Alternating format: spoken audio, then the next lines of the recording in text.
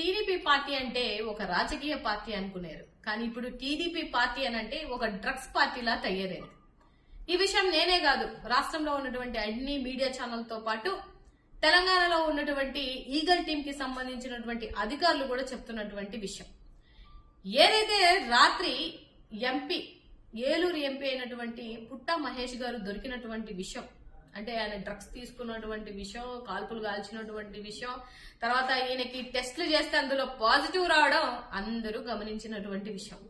దీన్ని కూడా video fake video అంటే మేం చేసేది ఏం లేదు, కానీ రాష్ట్రంలో ఎంత నిసిగ్గుగా డ్రగ్స్ దొరుకుతున్నాయి, వీళ్ళ హయాంలో డ్రగ్స్ ఎంత విచ్చలవిడిగా తిరుగుతుంది అన్నదానికి ఇదొక మైలురాయి అనుకోవచ్చు.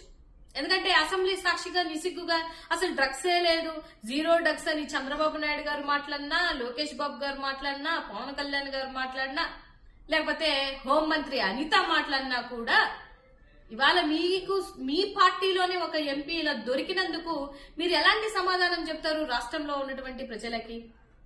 అసలు ఎలా వచ్చాయి డ్రగ్స్? ఈగల్ టీం పనిచేస్తుంది కాబట్టి దొరికిపోయారు కాబట్టి సరిపోయింది, లేకపోతే ఇక్కడ ఆంధ్ర రాష్ట్రంలో ఇంకా ఎన్ని ఈగల్ టీమ్స్ పెడితే మీరు దొరుకుతారో లేదో అనేది కూడా ఒకసారి ఆలోచించాల్సినటువంటి అవసరం ఉంది.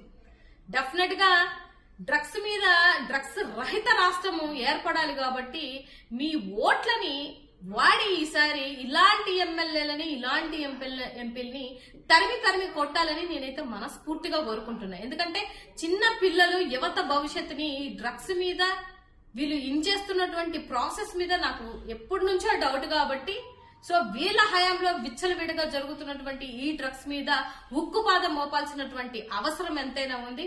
ఇలాంటి వాళ్ళని, ఇలాంటి డ్రగ్స్ కి లోబడినటువంటి వాళ్ళు మనల్ని పరిపాలించేటువంటి స్థానంలో ఉన్నారు అని అంటే నేను సిగ్గుపడుతున్నా. ఎట్టి పరిస్థితుల్లో ఇలాంటి ఈవెంట్స్ ని సస్పెండ్ చేయాలని నేనైతే మనస్ఫూర్తిగా కోరుకుంటున్నా. అండ్ డెఫినెట్ గా రాబో రోజులలో మీకు ప్రజలు సమాధానం చెప్పే రోజు ఒకటి వస్తుందని మనస్ఫూర్తిగా కోరుకుంటున్నాను.